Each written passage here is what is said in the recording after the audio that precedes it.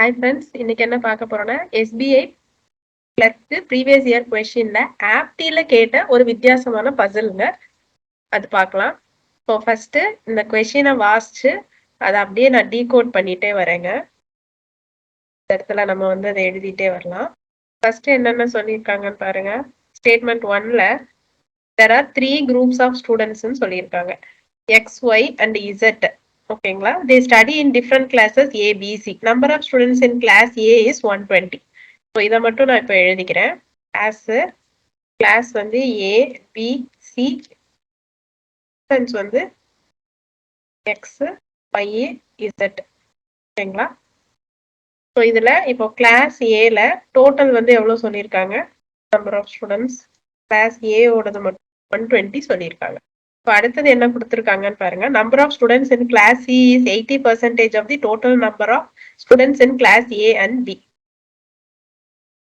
Class C ஓட total வந்து 80% ஆஃப் A and number of X students in class A is 1/3 of the total number of students in class A. So 120ல 1/3. X வந்து எவ்வளோங்க? 120ல 1/3. 40. அடுத்தது வேற என்ன கொடுத்துருக்கு? Total number of group X and Y students in class B is 40.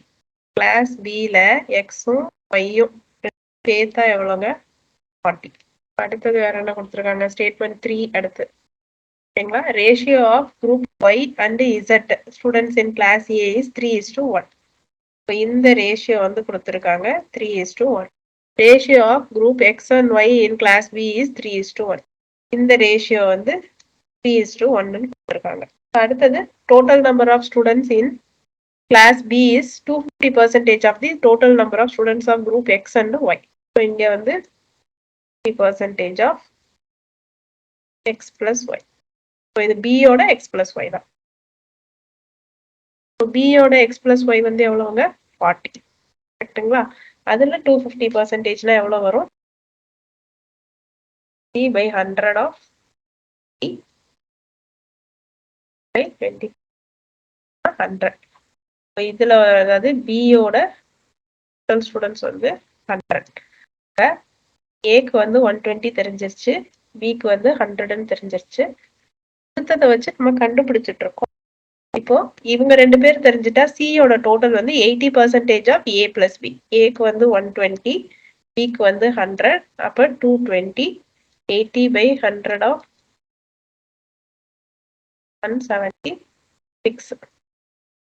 ஓகேங்களா? இது பியோட total, ஏயோட total.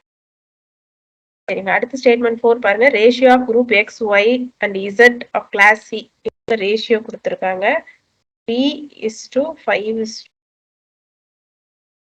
176ல இருந்து இது எத்தனை பேர் வருவாங்கன்னு நம்ம கண்டுபிடிச்சிடலாம். 176 டிவைடட் பை 5 + 3 8 + 3 7. இந்த மல்டிபிகேஷன் ஃபேக்டர். எக்ஸ் வந்து 3 × 16 அதாவது 8. y வந்து 5 × 16 80. ஓகேங்களா?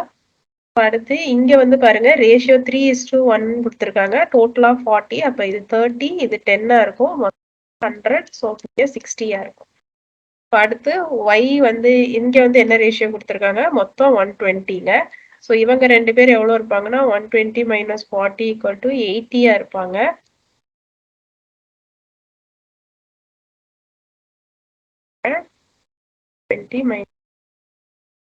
இருப்பாங்க 80 தான் நம்ம 3:1 பிரிக்கணும். இது வந்து 60 இருக்கும், இது 20 இருக்கும். ஓகேங்களா? ரேஷியோ வைஸ் டிவைட் பண்றது உங்களுக்கு தெரியும்ல, அதனால நான் அதெல்லாம் டீட்டெயிலா சொல்லல. ஸோ இப்போ நம்மளுக்கு எல்லா டேட்டாவும் கிடைச்சிருச்சுங்க. ஸோ இந்த டேபிளை இன்னும் கொஞ்சம் நீட்டா போடணும். Class A B C X Y Z. So ஏல எவ்வளோ இருக்காங்க? 40 60 20. டோட்டல் வந்து 120 இருக்காங்க. பில வந்து 30 10 டோட்டல் இருக்காங்க.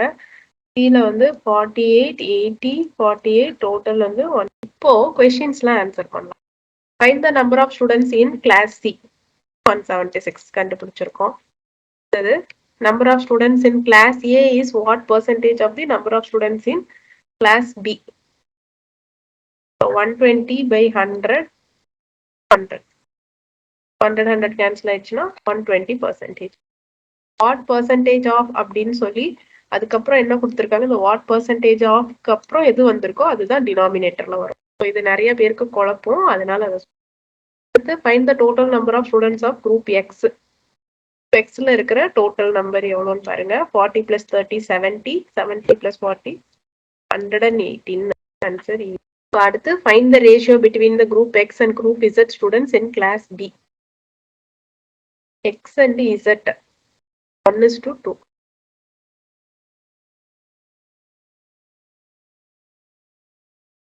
Find the difference between number of students in class A and that of class C.